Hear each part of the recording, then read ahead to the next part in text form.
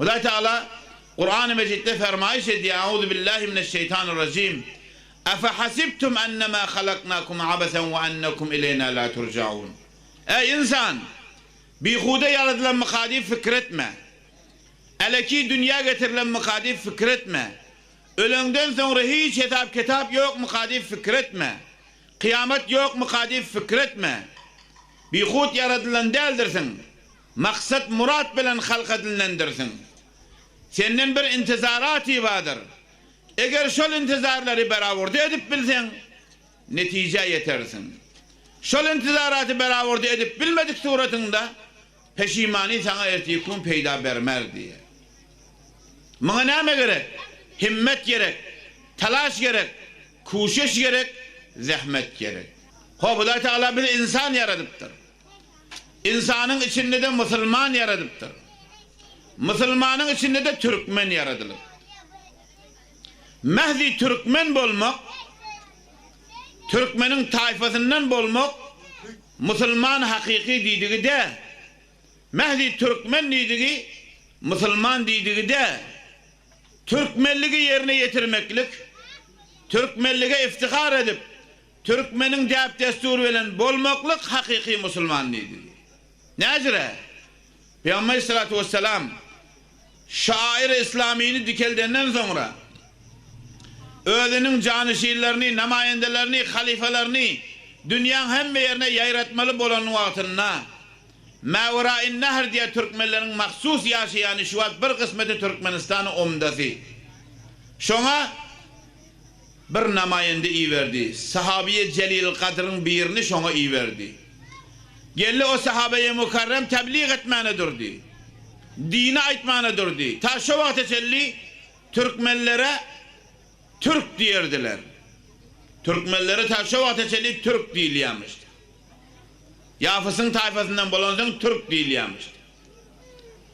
Sahabeye Celil Kadir gelip gurrun vermene durdu. Aytmana durdu. Dini tebliğ etmene durdu. Bir ay tebliğ eden vaktinde bir kavle vere 120.000 nefer bir kavle vere 200.000 nefer iman getiriptir. Bir kavle vere 120.000 nefer bir kavle vere 200.000 nefer iman getirip.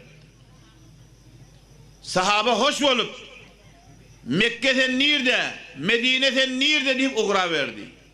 Peygamber Aleyhisselatü Vesselam'a barıp şidadı yetiren vaktinde şu beşareti veren vaktinde Peygamber Aleyhisselatü Vesselam hana dil velen muhterem kepler velen begencine kıygırdı onlara Türk demen Türkman deyip aydın onlara Türk demen Türk diysen başka Türk zavallı da onlara özünü yapışırsak olur onlara Türkman deyip aydın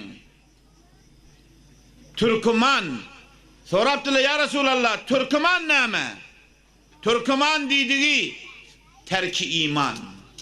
Hudaydan ahir zamanın Peygamber Muhammed Aleyhisselatü Vesselam'dan başka imanların hemmesini terk edip fakat bir Hudaya, bir dine, bir peygambere iman getiren adamlar dediği.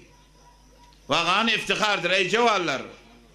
Eğer rişe tanışmalı olsa, asıl tanışmalı olsa, düyüp tanışmalı olsa, angrimiz tanışmalı olsa, basidayı resa, İftihar edip koyuna kalıp kıygıraylayın biz Türkmen. Ne mi deyip? Hiçbir tayfa bizim izimize yetip bilmiyor. Hatta Arap'ın özü. Son Peygamber Aleyhisselatü Vesselam'ın vücudu mübarek Arabistan'da bolup duran vaktinde de ayda 2 nefer Müslüman oluyormuştuk. Ya 3 nefer ya hatta ekser 10 nefer. Ama Peygamber'in bir sahabası gelen vaktinde bir ay tebliğ edenine bir kavle uğra 200.000 nefer Müslüman oluyor. Şol adamların mütefekkir, vâgibin, hakikatin izinine gelip doğruyunu derk ettiği Allah'ın nişaneti ve alameti. Yani Türkmen dediği tarihli, rişeli, asaletli milletliğini bildiriyor.